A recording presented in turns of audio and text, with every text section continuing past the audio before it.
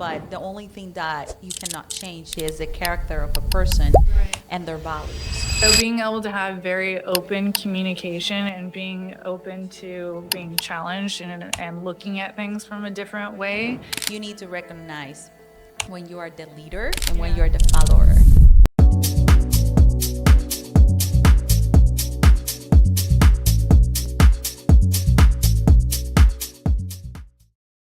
We are here. I can't believe, Leanne, that you were able to take Mr. Lawrence, your husband, out of construction to be here with us today to go over the amazing journey that you have experienced, not only as business partners, but romantic partners, and also share a lot of great insights in what's coming for the team. So I'm very, very happy to have you both here because I met you 4 or 5 years ago, and I remember I knew that you were going to be my friend when I met you right away.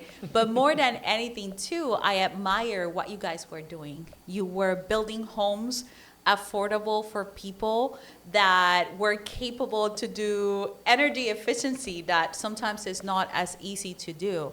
And that's a very challenging mission, right? But you guys were able to do it. But before that, let's get to know who is Leanne and who is Lawrence. Who's the lucky guy? Who is the lucky guy? Let's start with you, Lawrence. That's right. So tell me, who is Lawrence? I heard that you were born with a hammer in your hand and a bucket of nails ready to rehab your crib. Is that true? I think my father would have appreciated that. That's for sure. Similar to Leanne, I did grow up in Alaska.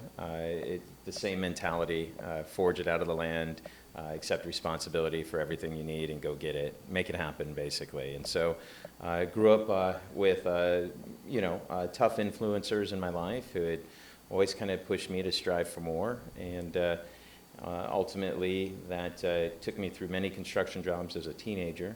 And then ultimately, I ended up getting to a point in my career where I realized there was still a lot more to learn. And so at that point, the biggest unknown to me was electrician work, and so how to be an electrician. So I decided to get a career in the electrical trade and worked for 3 years, 3 months, and 14 days to earn my journeyman electrician's license. And so, but I've done construction for decades at this point. So I've been a roofer, and I've been a painter, and I've been an electrician, and now a general contractor, a business owner, and everything in between, I guess. That's amazing. So you have, I know that in the past 8 years you have done almost 100 new development, which is amazing, right? And you have done it in such a different way. You're not the, what I call, Walmart developer that he just keep building with no purpose. Right. You develop houses that are green energy, affordable, bringing all your trades. Also, your wife bring the skills too, and we're going to talk about this because I think people need to know how these relationships evolve. But what have you seen that is happening in the industry today that you are not only learning but implementing in order to take your business in the real estate world to the next level? Good question. Today, I think it's about efficiency. It's about improvement, and it's always been about that. But I think when things were just a little bit more robust and the market was doing better, people were kind of just getting things done. They were trying to get production out the door and things would be okay on the other end. I think now, as the market's shifted and adjusted, people have really battened down the hatches and seen where they can create more efficiency. And so that is a lot of what Leanne and I have been focusing on with our business. So, Lawrence, what drives you? What drives me? Yes. So many different things. That's a complex question. I don't know what kind of interview we're going to do here, or conversation we're going to have. From a personal level, it's not wasting a day, not wasting your ambitions or your abilities. To me, I guess one of the things that just would be the biggest shame or the biggest disappointment was if I was to take the talents that I have and not use them. There are so many people out there in the world who have a tough time with life, that maybe have physical challenges, mental challenges, economic challenges, whatever it may be, and would love an opportunity to wake up and not to gloat, but to have a healthy, strong body and the ability to go do something with themselves. And so for me, it is really about just being all you can be, although I think somebody else has that tagline, or used to. It is about trying to follow that innate characteristic that we're born with, and then have it be guided by what I like to see as my faith. And so, applying those abilities in a way that benefits those around me. So how do you think you're impacting people around you? These are big questions. My great hope is that they see a little bit of myself in them to a certain extent, that they understand that you can overcome any challenge that's put in front of you, and that I'm able to share with them the lessons I've learned along the way, and really lift them up and teach them how to be themselves in a much stronger and foundational way. And so the impact I hope to have is just to inspire others, I guess, in a certain way. So role model through leadership, you are teaching your contractors, the subcontractors. You are a contractor leader, right? The boss. And He's one of the most phenomenal leaders I have ever witnessed and seen, and he is the master at solving problems. Like, there is no problem that you can put in front of him that he won't figure out. Like, I don't know how I would get through life without him, because if there's something wrong, I'm like, Lawrence, and he and his magic touch like fixes it, and his brain, the way it works, he's just My mom's always called me the Zen baby. the Out Zen of the baby, family. I love it. I really don't get too excited about things, and challenges are just opportunities. They're just puzzles. They just require your concentration and problem-solving skills. And if you're in construction, that's technically what you are, a professional problem solver. Yes. And so I'm in the right industry. Yeah, I can see that, Lawrence, and how passionate he is. And we're going to jump in a little bit about us telling us the story of this evolution too. I have one question for you. Yeah. A lot of people think that the contractor's job is only to know their trades, their skills. Right. How does leadership have changed the way that your crew operates? Oh, it's really knocking down those walls and bringing everybody together. The goal of a good leader should be to, in my opinion, generate a sense of camaraderie on a job site. One of the main reasons I like what I do is it's a form of art. It's a creation, creating of that's something that wasn't there before. And as a craftsman, the goal as a leader of craftsmen, I would think, is to get everybody on board with that mission, and so that each and every person can go home safely at the end of the day, feeling like they've accomplished something, and that they're earning a livelihood for their family, and they're doing something that inspires them and makes them happy. And so good leadership, I think, brings everybody along, and maybe along the way, if you're lucky, makes a lot of friends. And I think those are the best teams, the ones that have worked together on multiple jobs, that have actually learned how to stay out of each other's way, how to assist each other when they need it, and how to accomplish the goal in a professional manner. It's like a company culture. Like, when I go to the job site and I witness Lawrence in his space, it's like, I think of a fishing boat. I grew up in Alaska on a fishing boat, and you have those captains. They're like, rah, rah, rah, and they're like, shouting at you, shaming you, making you feel bad, all that stuff. But Lawrence, actually, he wants to, if there's an issue, I see him step in and lead. Like, he coaches, he teaches, and there's this almost like a company culture on the job site. And a lot of people might not realize that in construction, that matters just as much as if you're in an office or a business like that, So he's transcended that into the job site. Yeah, that's what keeps it entertaining. You meet people where they're at, and you work as a team, and sometimes you'll be showing somebody how to do something, and other times they will be teaching you how to do something. And it's really about this coming together, this ebb and flow of everything that needs to happen, and working towards the goal. Yeah, and I think that, as you mentioned, I'm going to say this, most of the job sites that I go with different developers that I was partnering up, I always saw the difference on what kind of leader or contractor was this person. A lot of them extremely successful, skillful, but when it came to manage people, it was terrible. And I think that a lot of contractors didn't realize how important it is to have a good culture to not only finish the job on time, but do a great quality work, inspire other. Yes, just being clean, picking up your mess for the next person that is coming to do the job, right? It creates a good camaraderie. And I think that a lot of contractors and developers overlook that when they're looking for the best contractors, project managers. So it's very hard to find someone like you, because I have seen a lot. Great contractors, amazing skills that you're like, oh my God, what a beautiful thing. But when you talk to the crew or how often they change employees, you already figure out, okay, this is going to be a problem in the job site. Yeah. And that's something I observe as I was going to your projects, guys, since 2021 when I moved to Austin. That's where we are, right, in Austin, Texas. Yeah. But you guys didn't start in Austin, Texas. You guys started in Alaska. Yeah. Leanne, do you want to tell us the story how you come from Alaska to here and how you guys end in this business together? Yeah. I mean, we were both kind of at a similar stage or phase of life where I had quit my corporate job working on a research vessel for the state of Alaska Department of Fish and Game. And, I'd seen the glass ceiling. This isn't for me. I spent 5 years getting there. I could have been the next captain. That would have been it. I would have succeeded at 27 years old. I would have reached the top, and I'm like, no, this isn't it. Up and quit. And I joined this, real estate conference. I decided to go.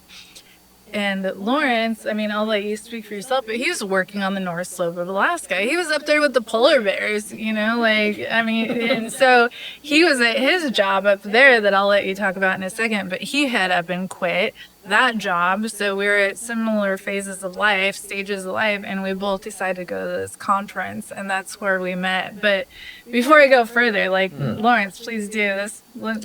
Talk about the polar bears? Tell us about your Bring time the polar up there. bears. Yeah. Then we'll No have you joke. carrying We did- blocks or what they were doing. He was playing with the baby polar bears. Yeah. So I had a career, or my former career was as an industrial electrician. And so we would put together enormous facilities that would take years to build. And this was all done above the Arctic Circle in Prudhoe Bay, North Slope of Alaska. Wow. And so, yes, polar bears and caribous and Arctic foxes and all the wonderful Arctic creatures would be up there. And it was a real thing. I remember one season we had been working on an establishment that was an offshore island, and so we had been driving out on ice roads all winter long. Well, eventually that melts, and you have to start taking a hovercraft to work to get there. But at one point during the spring thaw, when things were starting to warm up and people were feeling good, spring was on the way, there was a guy on our team who had walked out to the laydown yard to go grab a spool of wire, and so he needed some materials where we kept it out on the ice. And as he's walking down, boop, out of the snowbank right off the side of the road pops out a mama polar bear, and she's got her little baby cubs with her. And literally we had been walking next to her den for like the entire winter. And so she had just denned up right on the side of the island. And that's when all the alarm bells started going off, all the horns, everybody had to shelter in place. And then ultimately, because of how stringent the rules are around wildlife like that, they're protected, protected animals. Everybody had to kind of carefully get to one side of the island, and then they just started evacuating everybody. And so we weren't allowed to disturb the bear. She got to naturally wake up and kind of leave her den.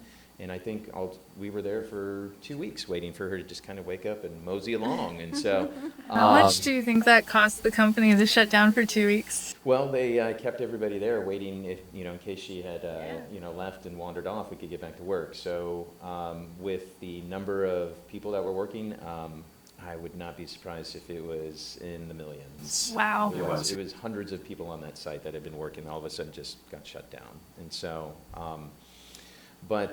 so truly, not Working with fictitious polar story, bears. working with polar bears was part of that.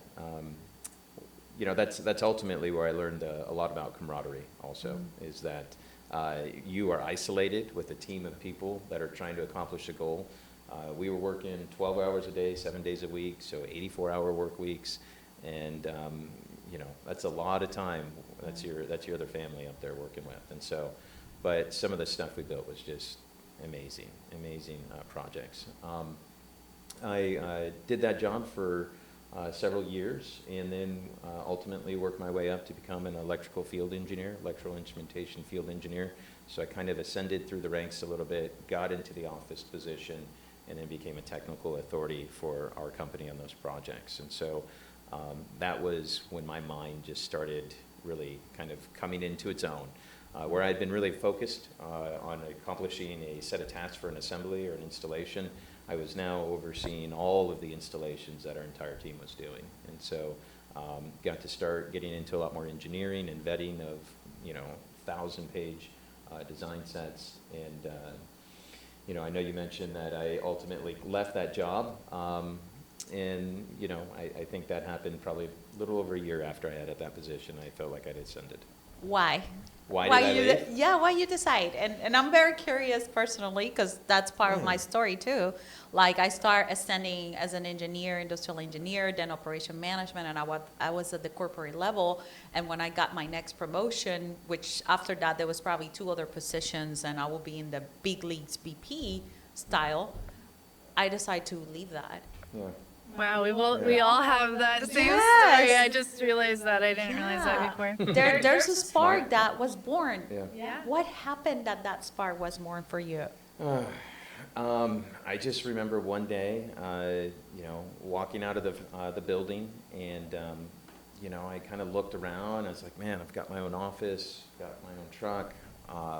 Kind of my, you know, I'm working 3 weeks on, 3 weeks off. I've got basically, I think I've got it made here. This is comfortable. This is, you know, this is a comfortable place I could have remained in. And as I looked out across the bare tundra, and you know, I saw the oil-filled derricks, and you know, I remembered my father probably looking at the same thing as a young man working on the slope in Prudhoe Bay, and I said, I'm kind of doing the same old thing, and I don't see it going much further from here. I mean, what may come next didn't really excite me, and so I felt there was a new way to do stuff, a way that I could focus my talents on, and to everybody's surprise, I turned in my notice. And so at that point, I had to withdraw and do my inner reflection on what would come next.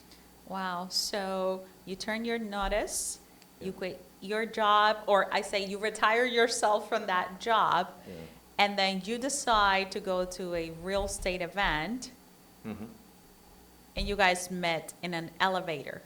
Literally, No. pitch elevator. An elevator pitch. Elevator pitch. We briefly met. I remember before then. I remember when Leanne had walked into the room at this seminar, and How many people were in that room? 500 maybe, Wow. something like that. Yeah. And I saw her out of the crowd, and you know, I didn't approach her at that point in time. I just kind of very much took notice of who was walking in the room. And I think it was later on when we were doing breakout groups, and I walked up and I just made a small comment to you, and I got to see you smile, and I was like, oh my God, okay. I was like, okay, that's amazing. I still didn't have the courage at that point in time to strike up too much of a conversation. It was brief. But it was later on, weeks later, after we had both actually got into the group, we had decided to sign up and partake, that we saw each other at the training session where we would ultimately do our practice elevator pitches together.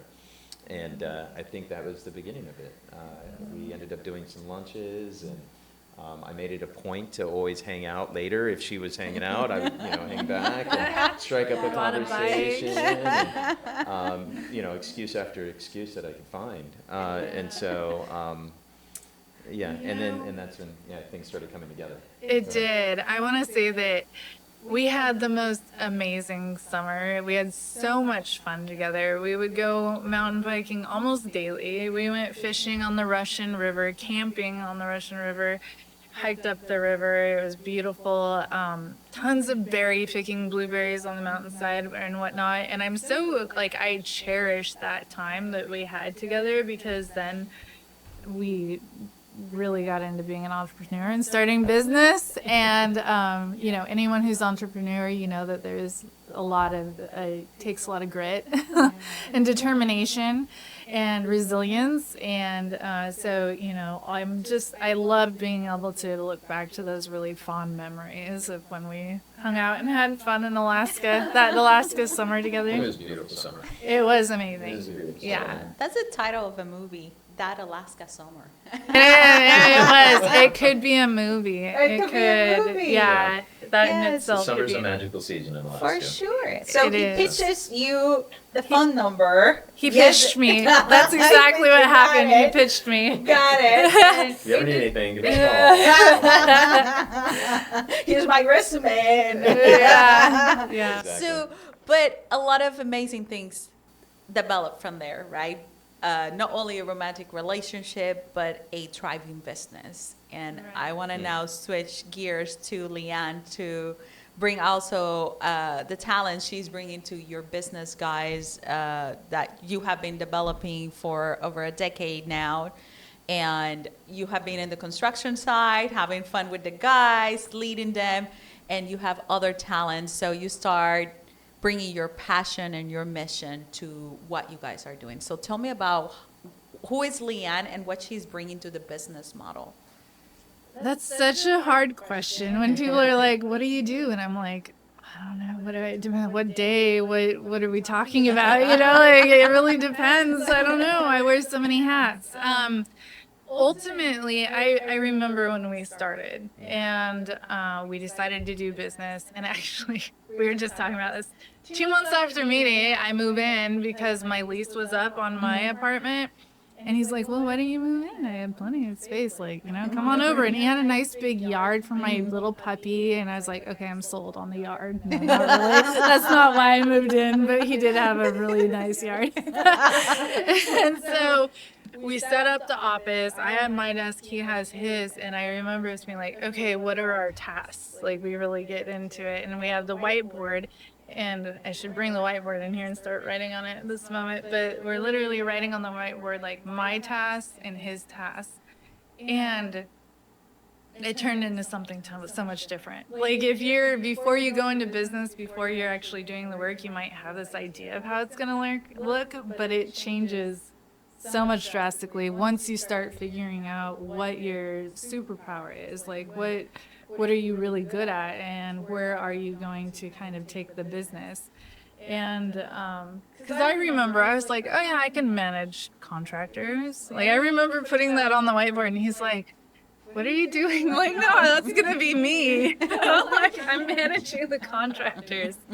And now that I look back, I'm like, that was really silly for me to put on the whiteboard.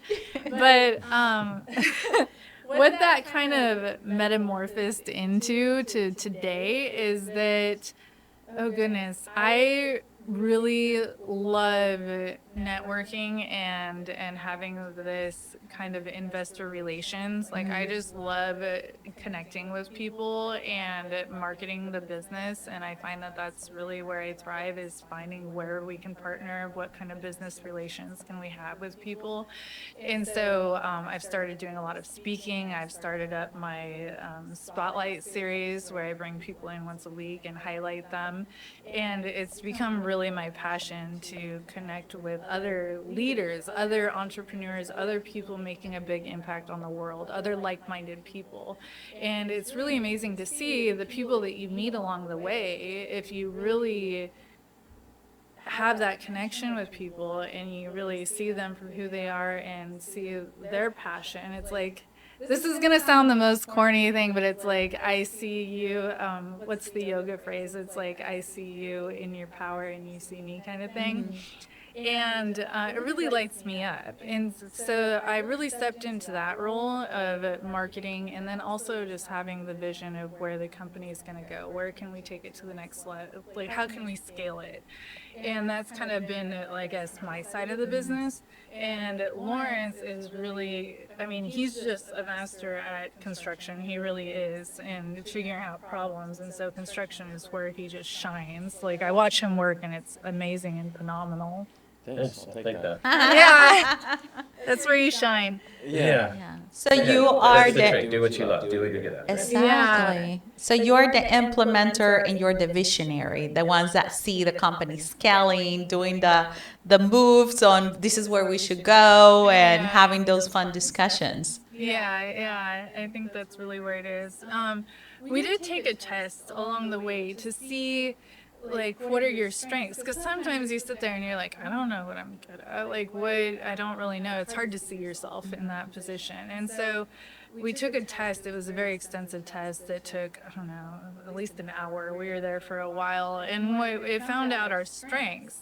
And both of us are kind of leaders. Both of us are good in our spot. What we found is that we aren't great at organization. And so, because we're both kind of visionaries, we're both leaders, we're both constantly moving, but we're not necessarily stopping and like making sure it's all organized and really in the right place. So, the goal of that was to actually find where the gap is. Where do we need someone to step in and help the business? And so our first hire was actually an operations manager, because we found that that's where our kind of gap was at in the business. That's amazing. So you guys find your own strengths, develop the relationship and a business side too, right? And now you need to figure out how to scale. And tell me about how that vision looks right now, because I know you guys are shifting gears. I mean, we know that the world is changing, real estate is changing, and we don't know what's going to happen. We just have to pivot and work with what we have. So what is that vision? Oh my goodness. I think that is something that I will say about Lawrence and I, is that we're great at pivoting and we're great at forecasting the future. Like, we always want to, especially with Lawrence and him wanting to figure problems out, and he's always looking for the problem. Where's the edge? Where's the gap? How can we be just a little bit better? And so what we have decided is that the future is really modular construction. And I mean, tell us why, Lawrence. Tell us why modular. You're the builder. I want to hear from you. So many reasons. But I mentioned efficiency earlier, and so that's really what it comes down to. Efficiency of time, execution, quality, costs. So many things can be improved upon when you come into a controlled environment like modular construction can offer. And so for us, as energy efficient home builders, we like the ability to really kind of focus our attention in a controlled environment and build a higher quality, higher level of product.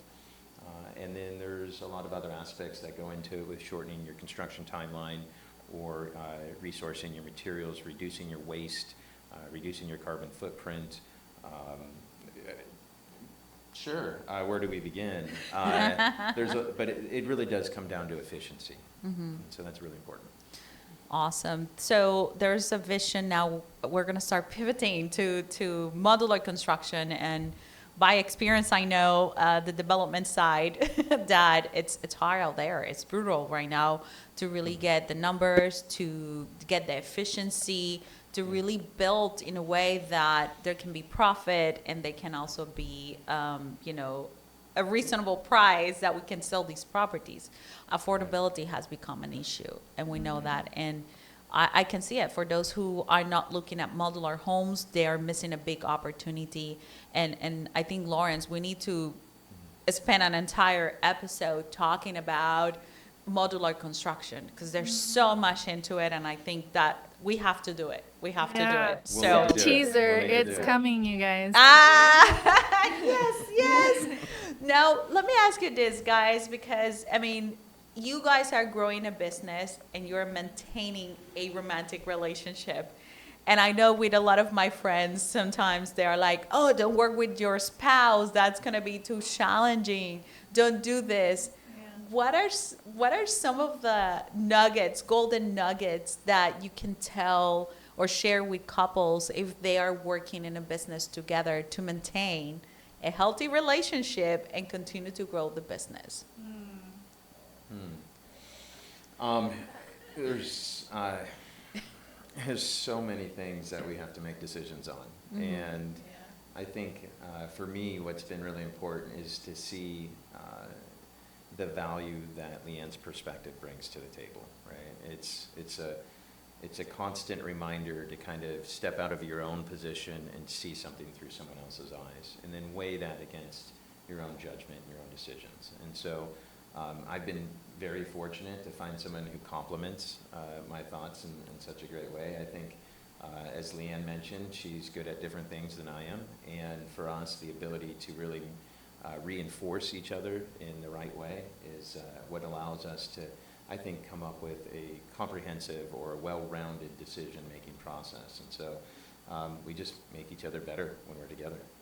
Yeah, I mean, I'll add the really real fact here that we challenge each other too.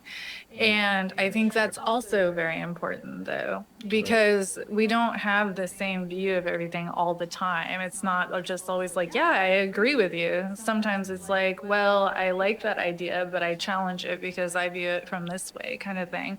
So being able to have very open communication and being open to being challenged and looking at things from a different way is also very important, I'll add. Yeah, so communication and a decision process has been key for the success, not only of the business, but your relationship. 100%. Yeah. And I ask these questions because I have friends that they love working with their spouses, and I have friends that if we don't stop doing business together, we're going to divorce. And it just raises so many red flags for me. It's like, how can you maintain a romantic relationship when you cannot make decisions? And that was pretty interesting for me. And one of the things for me that has been lessons learned or something I love to implement in my personal life / business is the fact that you need to recognize when you are the leader and when you're the follower. And have the open communication to see the perspective of the other person. However, if you don't bring respect and love first for that person, you're not going to listen. And I just learned that, and I always say, like, I used to, I didn't make good decisions picking up romantic partners or business partners. And it took me a while to realize what was happening, right? I love the fact that you mentioned we were trying to find the gaps in the business that we needed to bring someone to help us out, and that helped us to succeed in the business. But also you both were in the same page. And because you were in the same page, you were able to establish that bridge to open that opportunity to growth. And that takes a lot of maturity in the relationship and a lot of maturity in business management. Yeah. So I love that. I think it's being able to recognize your strengths and weaknesses on both sides. And when, like you said, I like how you brought in when someone's the leader, it's like, well, this is your strength, so I'm going to let you take the lead in this decision. I might have some, input, but, this is your time to lead. And it kind of reminds me, like, don't the Navy, some in the Army, like, that's how they teach SWAT, or not SWAT, but, that's not my area of expertise. But, like, I remember when they talk about the person in the head, that's the leader, and then the next person takes the lead. And it just reminds me of that, what's the word I'm looking for? It's like you become one, kind of. You operate as one, even though there are two. And someone's the lead sometimes and not the other time. Yeah, so much of that, camaraderie, the ability to understand what the person next to you is thinking and feeling, how to watch out for them, they watch out for you. And, that's ultimately you guys are there to achieve the same goal. And so I think any, smart person or smart leader or anybody running a business knows they don't know everything and that they need to lean on other people to help them through things that they may not be completely able to do on their own. And so, for sure, Leanne has talents I do not come close to possessing. Vice versa. And it goes the other way. And so, Yeah. And so that's I think that at the core of a relationship, you do have to have the same values.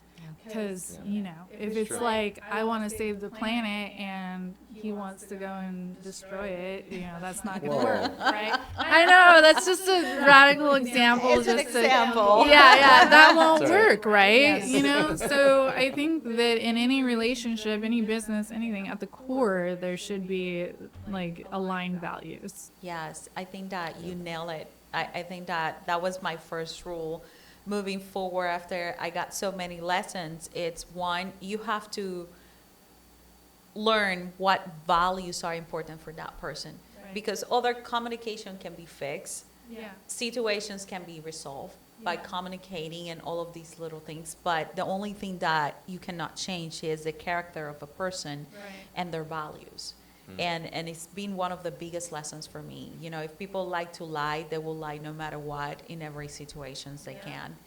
And, you know, if they don't have the courage to share the truth and take responsibility, that's going to cost Right. somehow, some way. And that was one of the experiences I have in business, which people don't like to talk about. They don't talk about all the bad experiences, but talking about the good things, the fundamentals to develop good experiences is something that it's very important.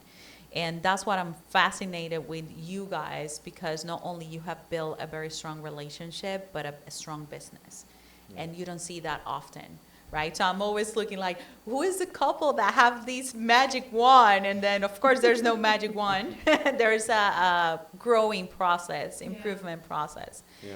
Yeah. Yeah. Yeah. You know, I mean, I don't know. I thank God for my life all the time, and I know Leanne's a huge part of that. And, you know, even though it's not always easy, you know, people grow and they have disagreements.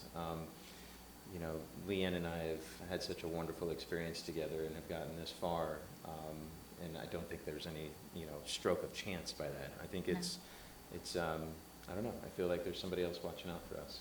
So. Yeah, and I think it's having respect for each other. Like I always have huge respect for Lawrence, and I always admired, you know, and I'm so grateful for him too. And I think that getting through the hard times, that's really something that needs to be instilled deeply within yourself and each other, is just having a huge appreciation and gratitude for each other. Yeah, maybe everyone needs to go before they get married. They need to go through a flipping moment. Yes, And then everybody we're like, go flip a house, and then you'll know if that's your person. Yeah, that should be in the established thing for any real estate investor. If you're getting married, do a flip with your partner, and you will figure out where the gaps are, right? That Home It's going Depot. to be a rough experience for some.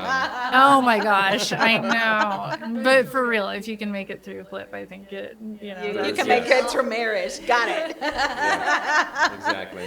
So definitely we have to bring you guys to get into the technical side of building modular. I'm so excited. I mean, as an investor too and raising capital, I'm getting a lot of phone calls. Jen, what are you doing? What are you investing now? I know that development, it's drying up on the profits. We're trying to figure different ways. What are you seeing in the market? What are you seeing in the interest rates? And I'm like, I don't think that that's a second level of thinking. That's going to continue to change. We just need to find a different way, to your point, to be more efficient and deliver products to the people who can afford it at the right markets, right? Yeah. And I think that that's a conversation we should have.